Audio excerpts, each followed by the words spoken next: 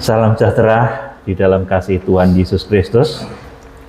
Saat ini Minggu 15 Juni 2025, saya akan menyampaikan satu tema tentang perang melanda seperempat bumi dan rahasia meterai yang keempat. Ini bukan ikut trending topik perang ya saudaraku. Minggu yang lalu sebelum perang dimulai pun saya sudah berbicara mengenai pusat komando dari kegerakan Kitab Wahyu. Saat ini saya akan menyampaikan mengenai rahasia yang mengiringi kegerakan kuda putih.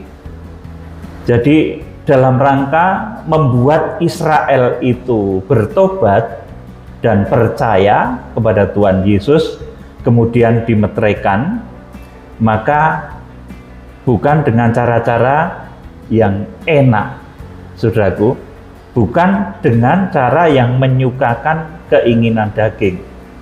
Kalau manusia kan tentunya inginnya ya damai, tentram, saudaraku, kaya, sehat, pesta pora.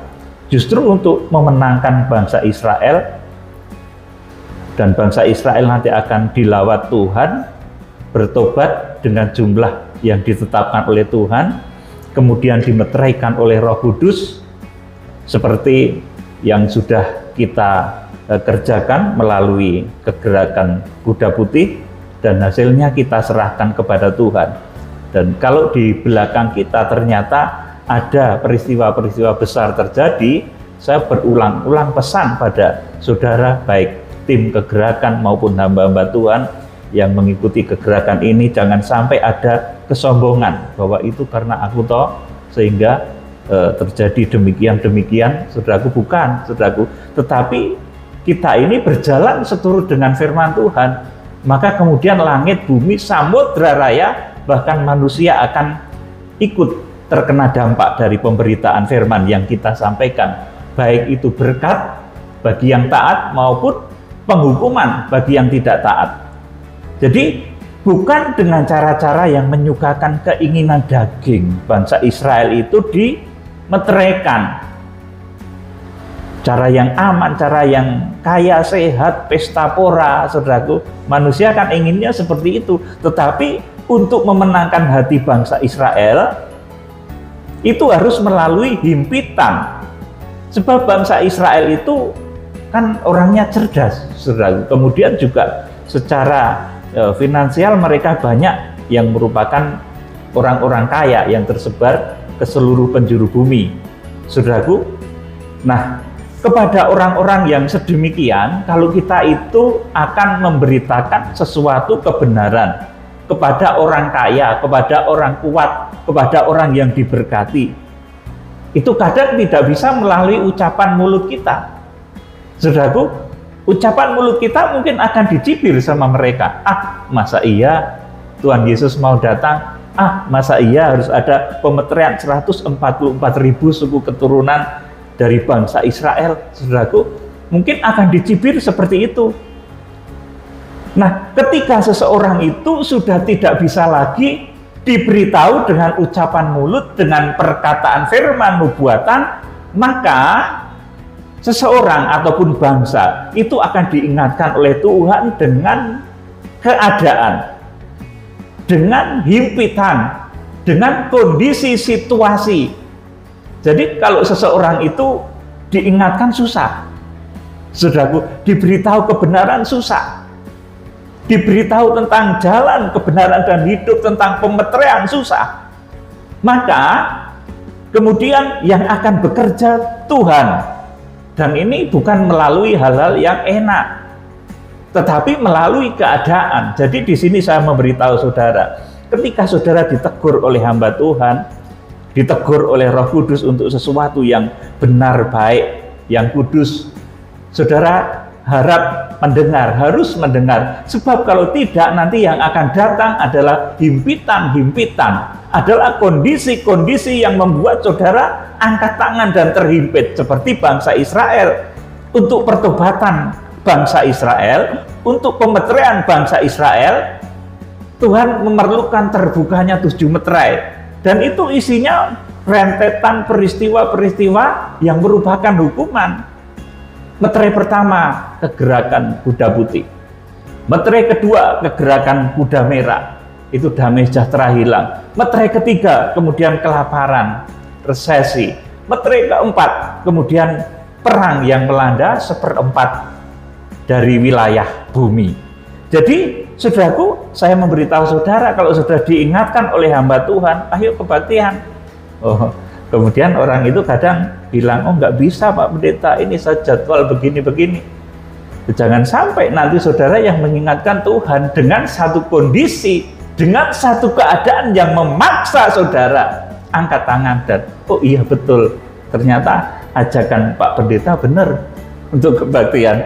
Saudaraku, jadi kalau seseorang itu dinasehati dengan firman susah, maka kemudian yang akan datang adalah himpitan dari Tuhan. Saudara, salah satu himpitan itu adalah kalau di akhir zaman yang akan membuat bangsa Israel itu nanti angkat tangan, salah satu himpitan itu adalah perang besar yang akan menghimpit Israel dan menyeret 1/4 wilayah dunia ke dalam konflik. Jadi 1/4 wilayah dunia, bukan 1/4 penduduk bumi ya. Ini kita harus cermati supaya menjadi betul. Yang disebutkan 1/3 penduduk bumi itu ketika sangkakala yang ke-6 itu jelas disebut 1/3 penduduk bumi. Tetapi kalau Wahyu pasal 6 ayat 8 itu 1/4 wilayah bumi yang diserahkan oleh Tuhan untuk diinjak-injak, untuk digilas dalam perang besar yang tertulis di dalam kitab Wahyu pasal 6 ayat 7 sampai 8. Saya mohon dibaca Pak Nindra, Wahyu pasal 6 ayat 7 sampai 8. Dan ketika anak domba itu membuka meterai yang keempat, aku mendengar suara makhluk yang keempat berkata, "Mari." Terus? Dan aku melihat, sesungguhnya ada seekor kuda hijau kuning, dan orang yang menungganginya bernama Maut, dan kerajaan Maut mengikutinya. Dan kepada mereka diberikan kuasa atas 1/4 dari bumi untuk membunuh dengan pedang, dan dengan kelaparan, dan sampar, dan dengan binatang-binatang buas yang di bumi. Amin. Dari Wahyu pasal 6 ayat 7 sampai 8, kalau kita cermati ayat-ayat ini maka ada 3 poin yang kita dapatkan. Poin pertama, siapa yang memerintah meluncurnya kuda hijau kuning? Dan kenapa itu penunggangnya kemudian namanya Maut dan kerajaan Maut mengikutinya. Nah, kemudian yang kedua yang saya sampaikan tadi, mengapa penunggang kuda hijau kuning itu namanya Maut dan kerajaan Maut mengikutinya. Kemudian yang ketiga, seberapa luas daerah yang terdampak dari perang besar ini, dari perang besar yang menyertai pemeteraian bangsa Israel. Jadi pemeteraian bangsa Israel itu di tengah-tengah peperangan besar, saudaraku. Kalau saudara melihat Wahyu pasal 6 ayat 7 dan 8, kemudian ayat-ayat selanjutnya kemudian disusul Wahyu pasal 7 ayat 1 sampai 8. Itulah pemeteraian Israel, pemeteraian 144.000 suku keturunan Israel ternyata melalui serentetan himpitan-himpitan yang sengaja diadakan oleh Tuhan. Saudaraku yang dikasihi Tuhan, pada poin pertama tentang siapa yang memerintah meluncurnya kuda hijau kuning. Yang memerintah meluncurnya kuda hijau kuning adalah makhluk keempat dari pusat komando kegerakan Kitab Wahyu. Kemarin saya sampaikan pusat komando kegerakan Kitab Wahyu ya. Itu minggu jamnya seperti ini, kemudian malamnya saudaraku terjadilah sesuatu yang dahsyat di Timur Tengah. Ya, saya nggak bermaksud untuk ke sana saudaraku waktu itu. Saudaraku tidak bermaksud mengenai kekuatan militer dan lain sebagainya, tapi saya harus menyampaikan pusat komando kegerakan waktu itu. Nah, Kalau kita cermati, yang memerintah meluncurnya kuda hijau kuning atau kuda kelabu, Wahyu pasal yang ke-6 ayat 7 sampai ke-8, yang menyuruh adalah makhluk yang keempat dari pusat komando kegerakan kitab Wahyu, yang ditulis dalam kitab Wahyu pasal 4 ayat yang ke-7. Siapakah itu, saudaraku, yang menyuruh meluncurnya kuda hijau kuning? Nah, padahal kuda hijau kuning ini ketika meluncur dia menimbulkan bencana, peperangan yang akan menyeret seperempat penduduk bumi di dalam konflik peperangan yang besar. Saudaraku, nah, yang menyuruh meluncurnya kuda hijau kuning ini adalah makhluk pertama. Siapa itu? Dia adalah Tuhan Yesus yang tampil sebagai anak Allah. Kalau di dalam 4 Injil, ini adalah penampilan Tuhan Yesus. Di dalam Injil Yohanes itu penampilan Tuhan Yesus sebagai anak Allah. Saudaraku, jadi jelas perintah atau komando meluncurnya kuda hijau kuning yang nanti akan menyeret seperempat wilayah bumi di dalam konflik besar, dalam peperangan besar.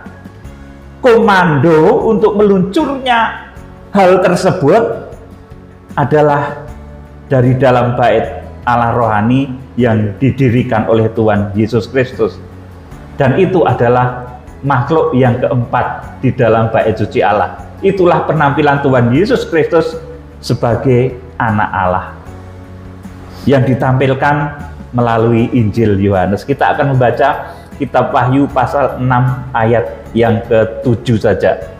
Kita cermati ini. Kita ulang Wahyu pasal 6 ayat yang ke-7. Dan ketika anak domba itu membuka meterai yang keempat, aku mendengar suara makhluk yang keempat berkata, "Mari." Amin. Jadi yang menyuruh meluncurnya kuda hijau kuning, di mana kuda hijau kuning ini ketika meluncur dia menimbulkan efek peperangan besar yang menyeret seperempat penduduk bumi di dalam konflik besar, di dalam peperangan yang besar. Saudaraku, ini yang memerintah adalah makhluk yang keempat dari dalam bait suci Allah, dari pusat komando kegerakan kitab Wahyu. Yang menyuruh adalah Tuhan Yesus Kristus yang tampil sebagai anak Allah. Saudaraku, kalau saudara membaca di dalam Wahyu pasal 6 ayat yang ke-8, di sana Wahyu pasal 4 ayat 6 sampai 7, ya kita akan baca saja. Wahyu pasal 4 ayat 6 sampai 7 dibaca Pak Nindra. Wahyu pasal 4 ayat 6 sampai 7. Dan di hadapan tahta itu ada lautan kaca bagikan kristal. Di tengah-tengah tahta itu dan di sekelilingnya ada 4 makhluk penuh dengan mata di sebelah muka dan di sebelah belakang. Ya, terus. Adapun makhluk yang pertama sama seperti singa. Terus. Dan makhluk yang kedua sama seperti anak lembu. Terus. Dan makhluk yang ketiga mempunyai muka seperti muka manusia. Terus. Dan makhluk yang keempat sama seperti burung nasar yang sedang terbang. Amin. Nah, yang memerintahkan meluncurnya kuda hijau kuning dan mengakibatkan dunia dilanda peperangan besar yang menyeret seperempat wilayah penduduk bumi, itu adalah makhluk yang keempat. Di Wahyu pasal 4 ayat 7 ini, makhluk keempat itu digambarkan sama seperti burung nasar yang sedang terbang. Ini penampilan Tuhan Yesus sebagai anak Allah. Nah, kalau di dalam 4 Injil itu digambarkan melalui penampilan Injil Yohanes. Saudaraku, kuda kelabu dan penunggangnya itu keluar untuk menghukum bangsa-bangsa, tetapi juga untuk menghimpit Israel. Seperti tadi saya sampaikan, Israel itu karena pintar, karena kaya, karena banyak kelebihan pada dia, saudaraku, maka diingatkan sulit. Kalau sudah diingatkan sulit, maka tangan Tuhan sendiri yang mengingatkannya melalui himpitan-himpitan, dan salah satu himpitan itu adalah terjadinya perang besar yang menyeret seperempat wilayah dari bumi ke dalam konflik besar.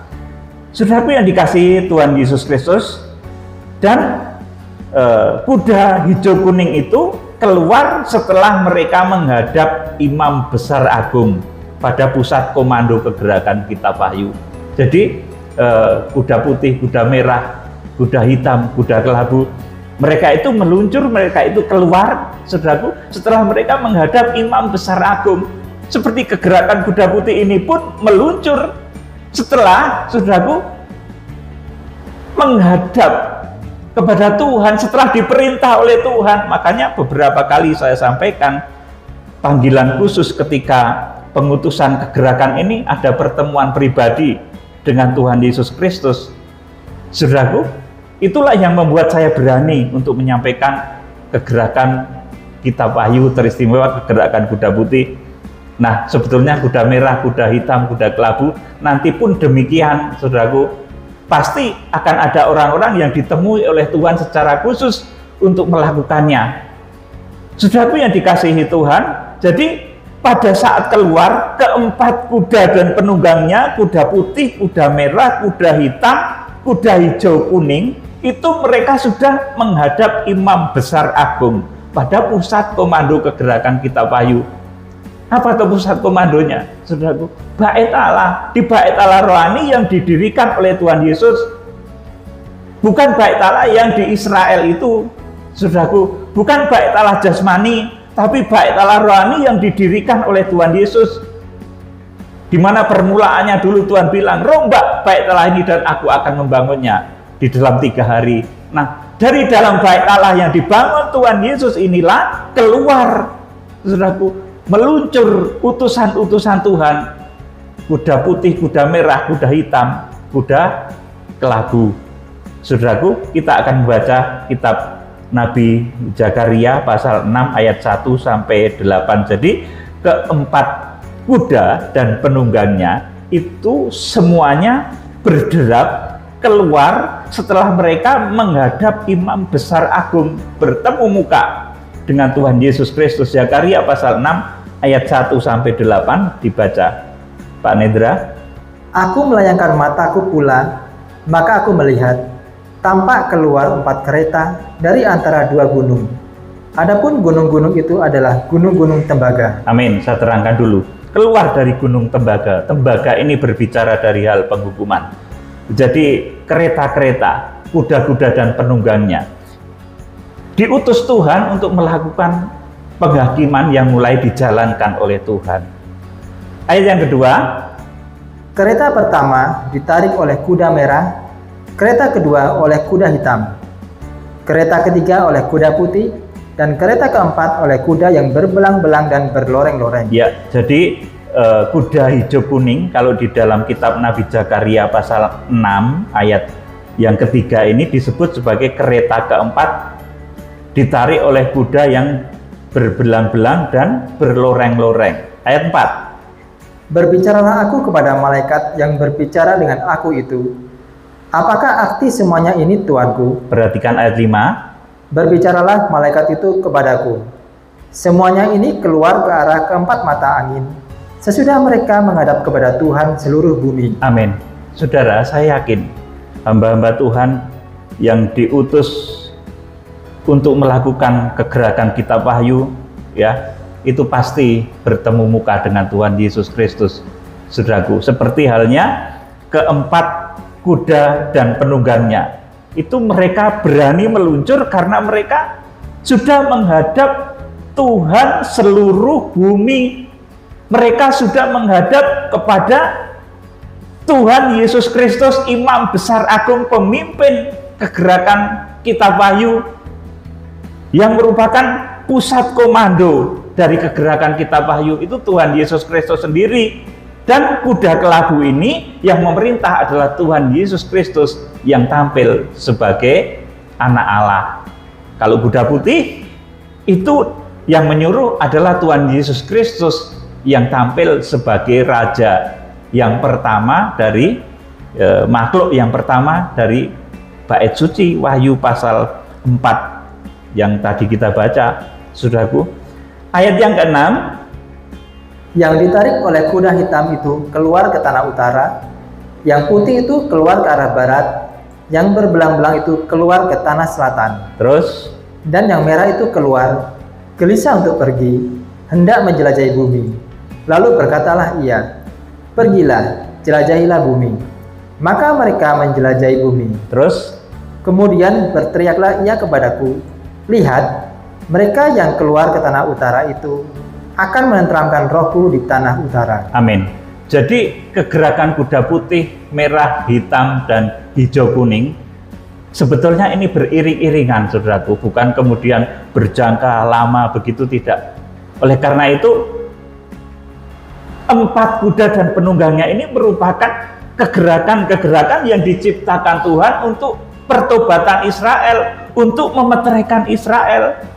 Meluncurnya kuda putih ini menabuh genderang bahwa kita harus sadar, kita harus memiliki beban untuk terbukanya mata hati bangsa Israel. Kita harus menjangkau bangsa Israel.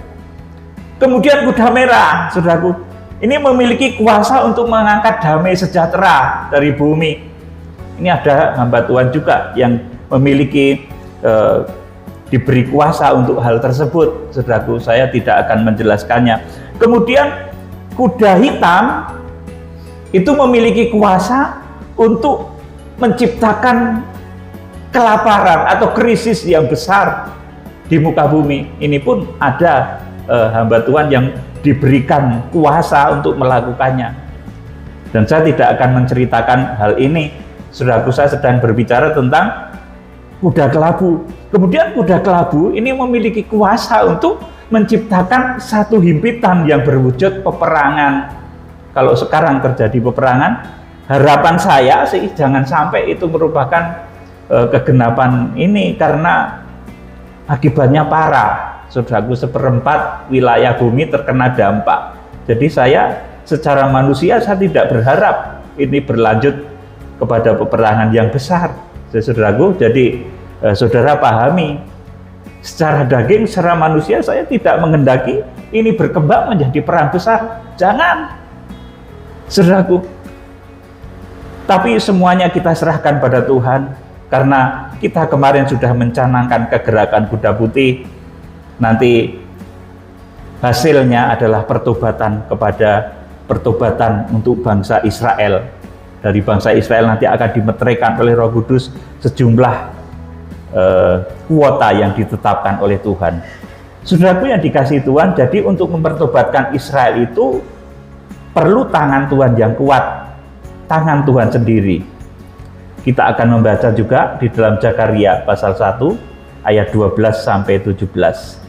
Zakaria pasal 1 ayat 12 sampai 17.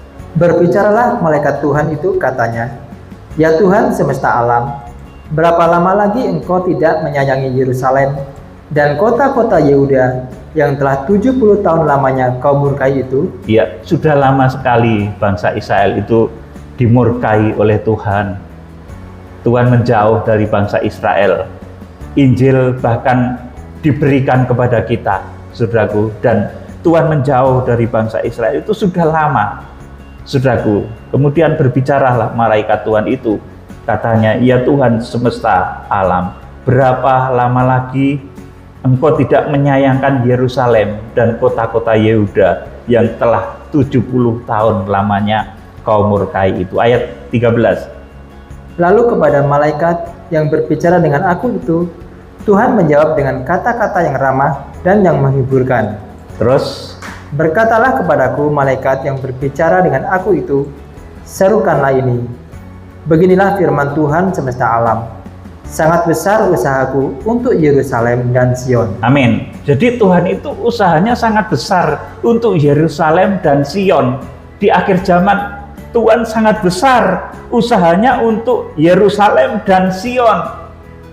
Dan kita sudah melaksanakan, saudaraku, apa yang menjadi amanat Tuhan ini, menjangkau bangsa Israel. Kita sudah datangi 2 kali di dalam doa pemeteraian terhadap bangsa Israel. Yang pertama, kita datang ke 7 tempat untuk melepaskan doa-doa pemeteraian terhadap bangsa Israel. Kemudian yang kedua, kita sudah bersekutu dengan beberapa beberapa ratus dari suku keturunan Israel, dan tempatnya waktu itu di Bethlehem, ya saudaraku. Dan terjadi kegerakan. Kalau di dalam alam spiritual kemudian itu berkembang menjadi dahsyat, itu bukan pekerjaan kita, tetapi itu semua karena kasih karunia Tuhan. Kita ke sana pun atas kemurahan Tuhan.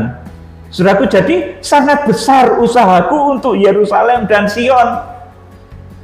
Nah, kalau sudah tidak terbeban untuk terjangkaunya Yerusalem, terjangkaunya Israel, sudah saya beritahu ya, kalau kita ingin menjangkau bangsa Israel, justru kita jangan tiru-tiru tradisi mereka.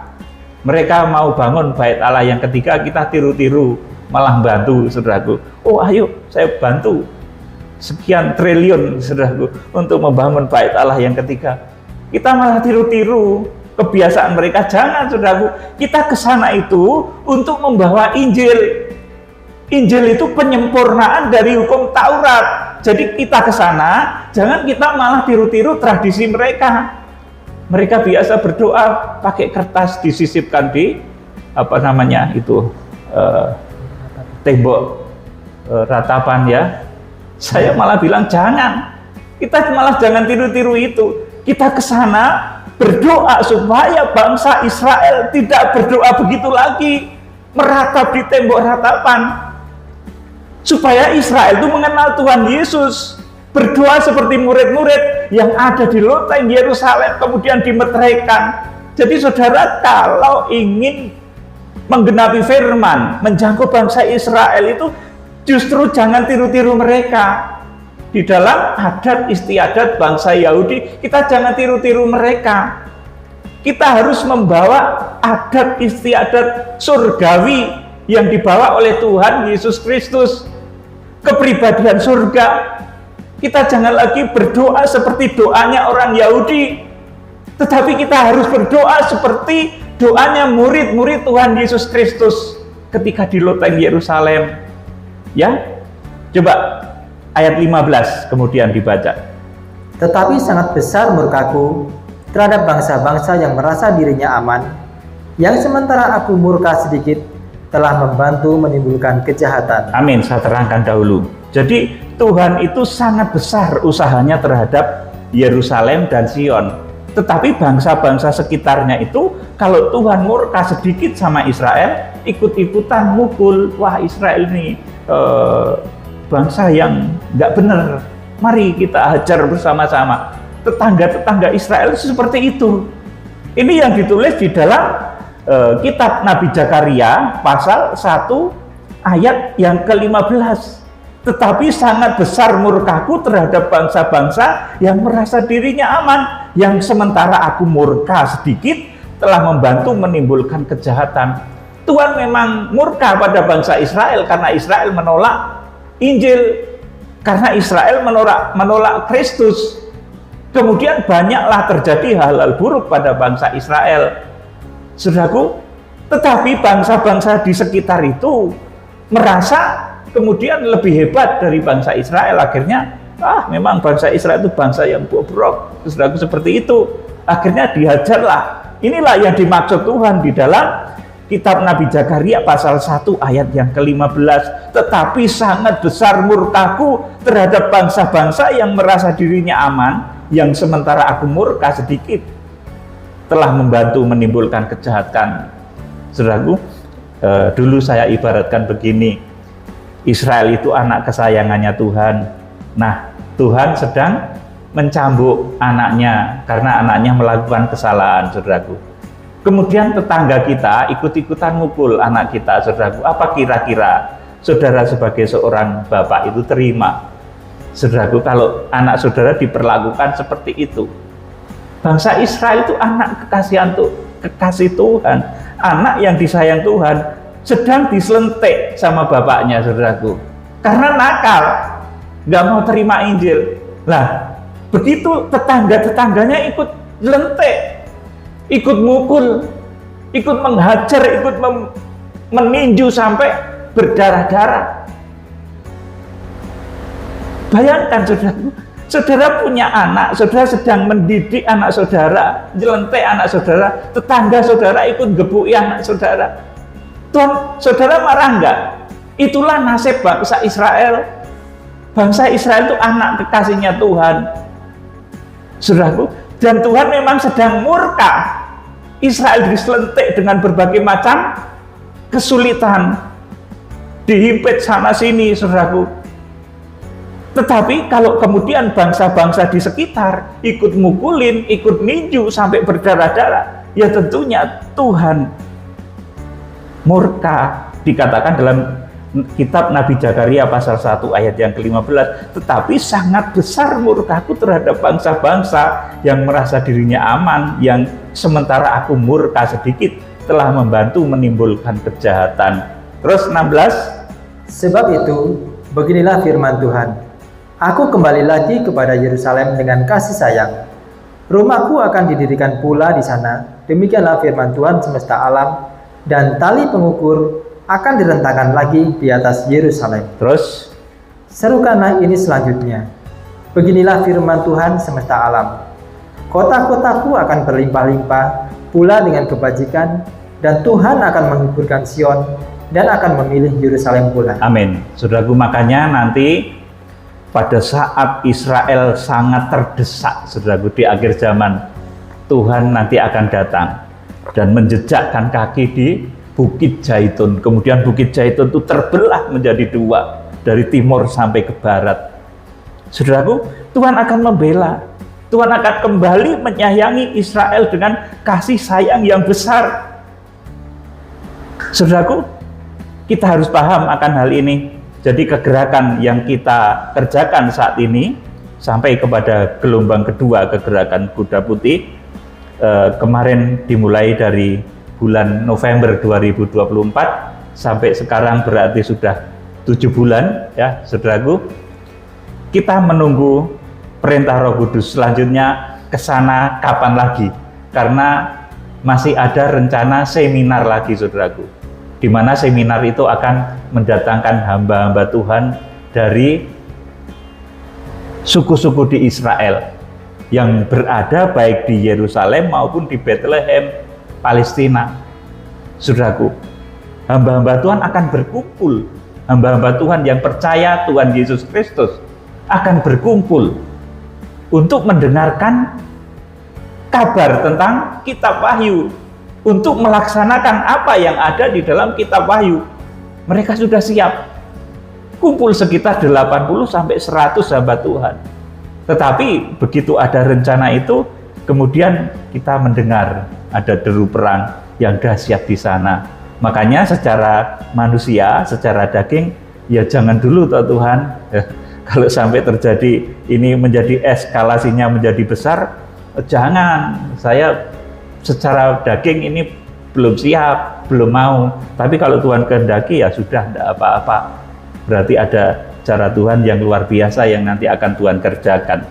Saudaraku yang dikasih Tuhan, jadi dalam kegerakan kuda putih yang disertai dengan kuda merah, kemudian kuda hitam dan kuda kelabu, itu semuanya untuk menyayangi kembali Israel, meskipun isinya hukuman-hukuman.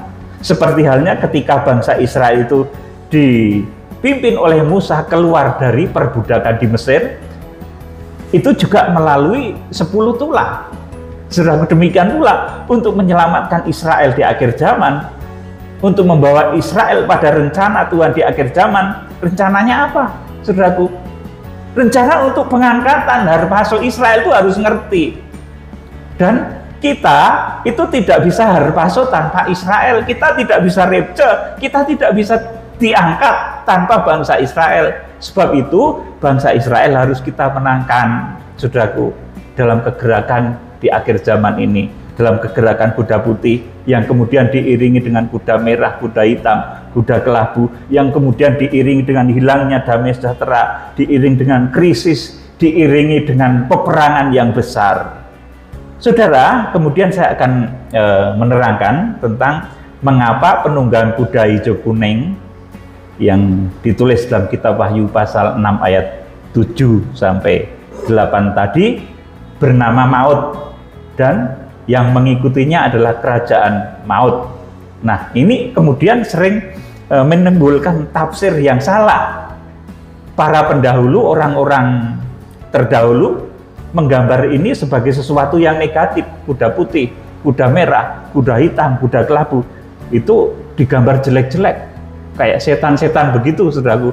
Kuda putih akhirnya jadi antikris, karena nggak ngerti mereka, saudaraku, alurnya dari kitab Wahyu pasal 1, pasal 2, pasal 3, saudaraku, nggak ngerti alurnya.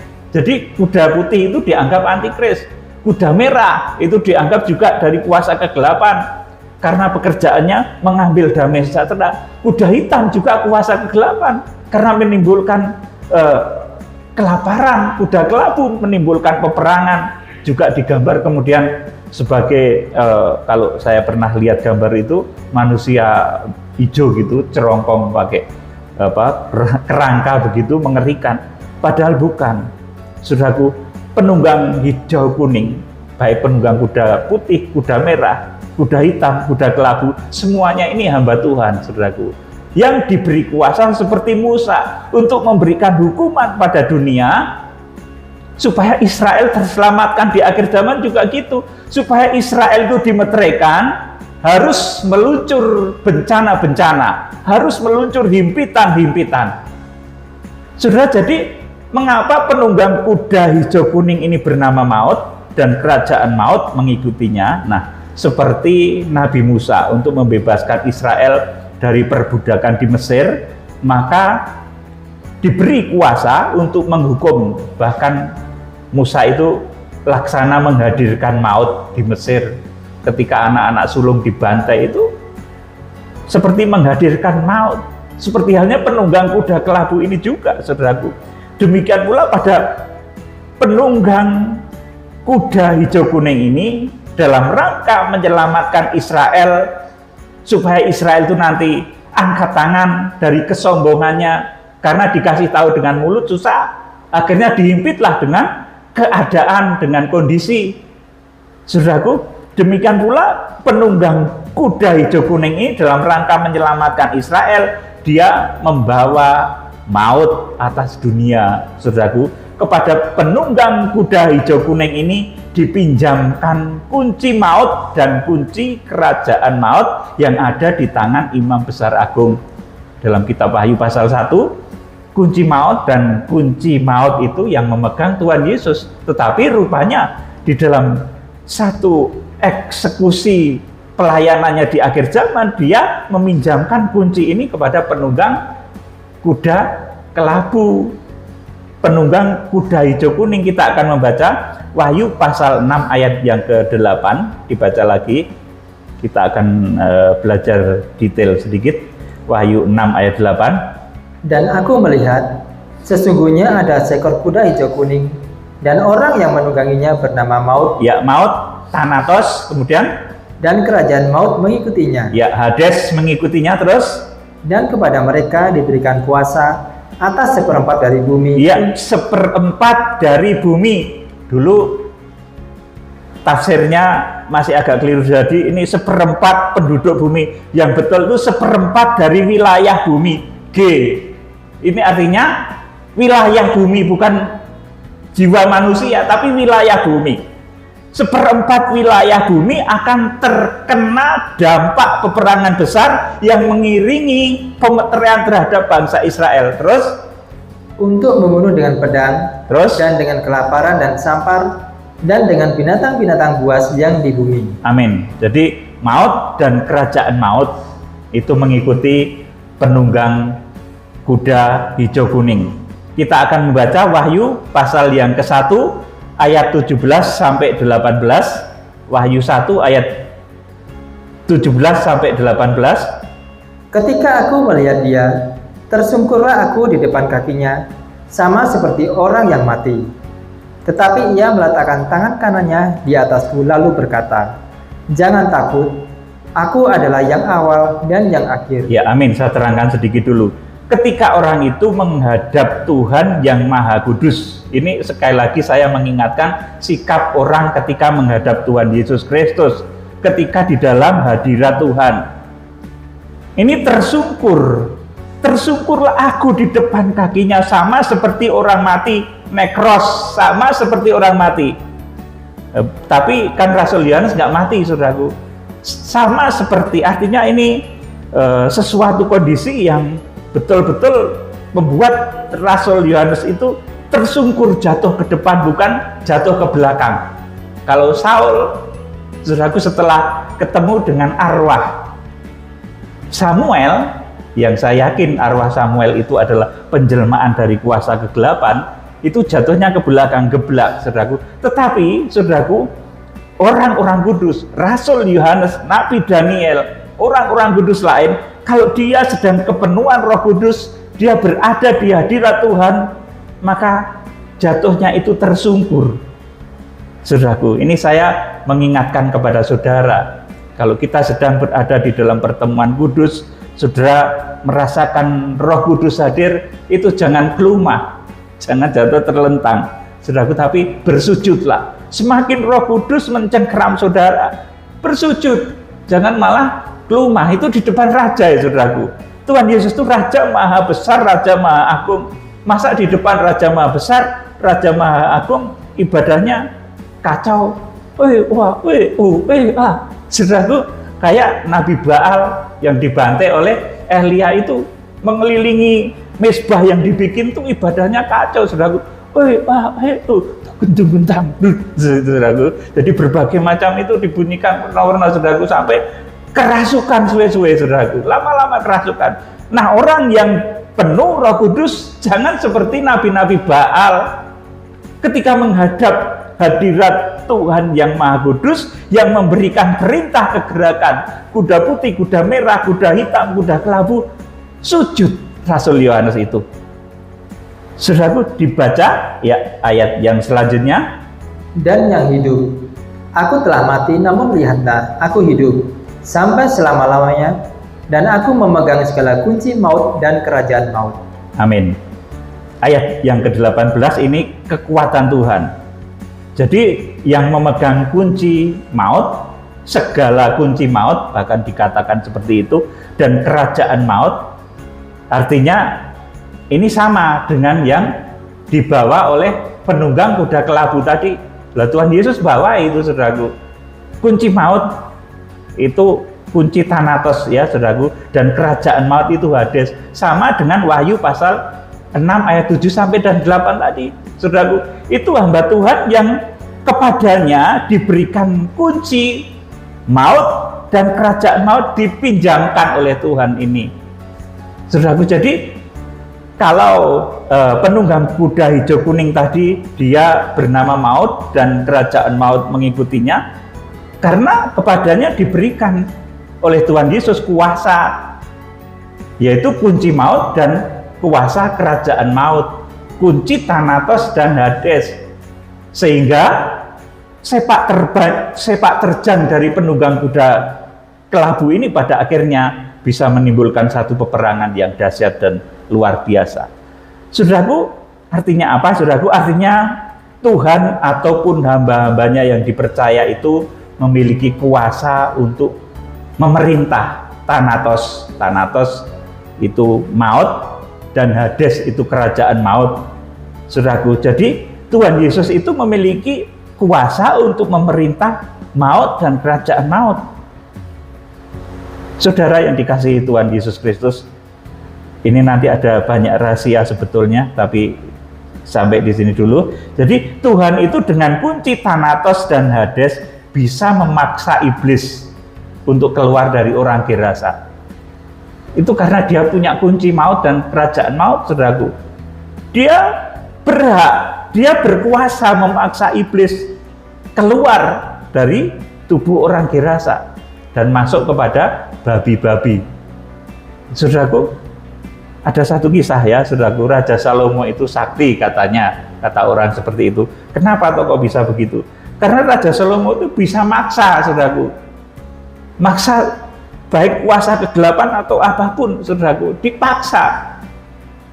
Tapi tentunya untuk hal-hal yang seturut dengan firman Tuhan, seperti Tuhan Yesus memaksa setan keluar dari orang Gerasa, itu kan tujuannya baik. saudaraku, supaya setan itu kemudian masuk kepada babi-babi itu. Saudaraku, kemudian yang ketiga, kita akan masuk poin yang ketiga. Seberapa luas wilayah terdampak perang besar yang mengiringi proses pemeteraian terhadap bangsa Israel.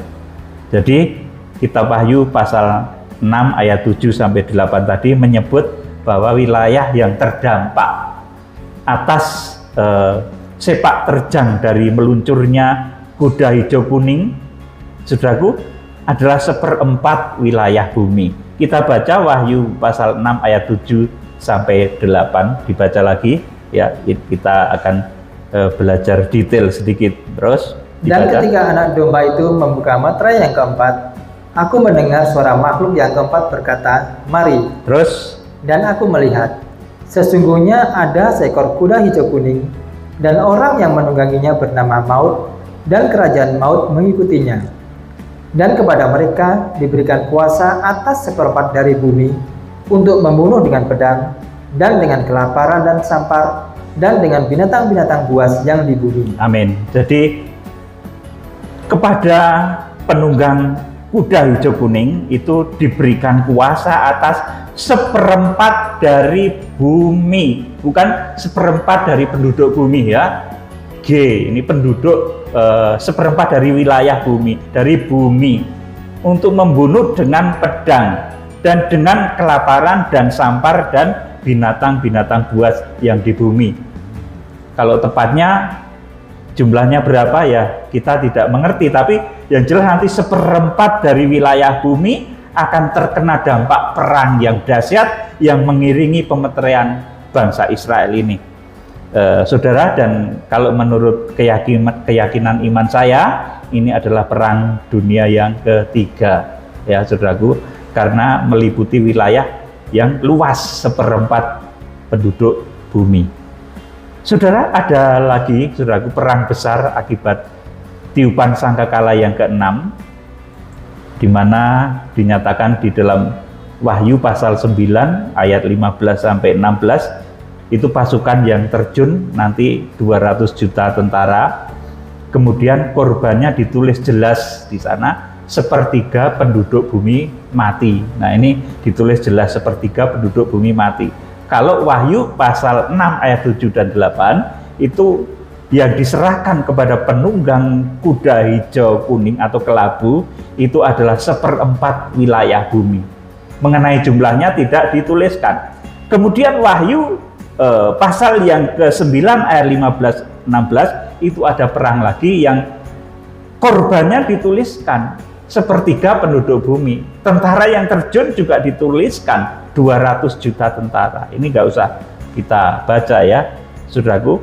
Jadi kalau perang dunia yang ketiga akibat meluncurnya kuda hijau kuning dan juga perang dunia yang selanjutnya yang memakan korban 1/3 penduduk bumi, itu masih bersifat bangsa melawan bangsa dan kerajaan melawan kerajaan.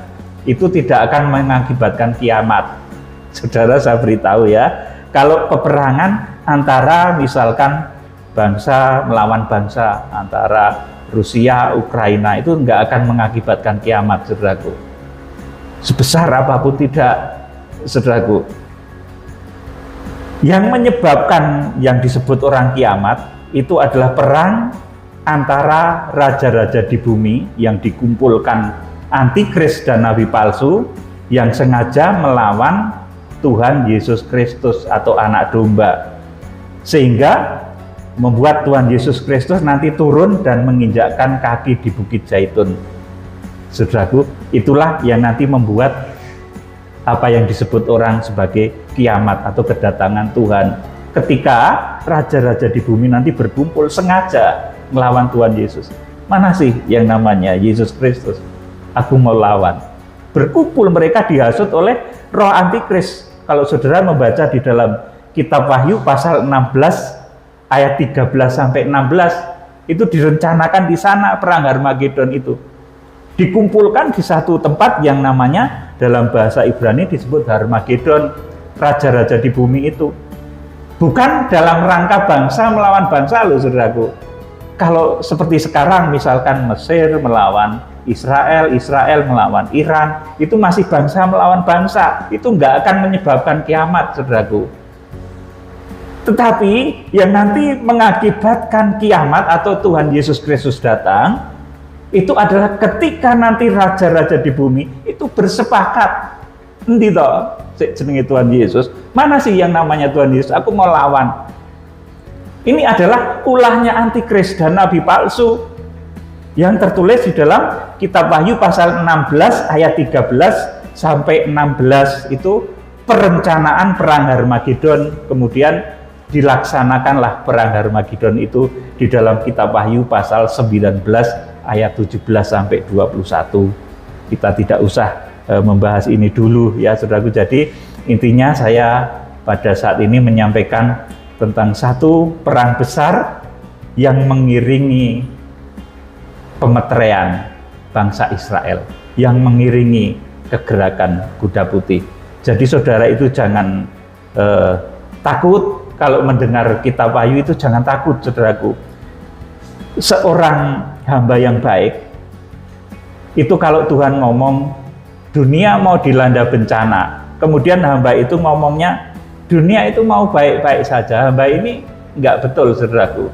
Makanya ketika di akhir zaman akan terjadi berbagai macam bencana, maka ya harus dikatakan seperti apa yang tertulis di dalam firman Tuhan. Jadi saya belajar supaya demikian.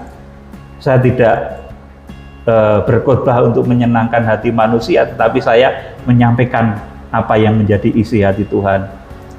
Apapun hasilnya kita akan menunggu dan Roh Kudus akan berkarya. Tuhan Yesus Kristus memberkati.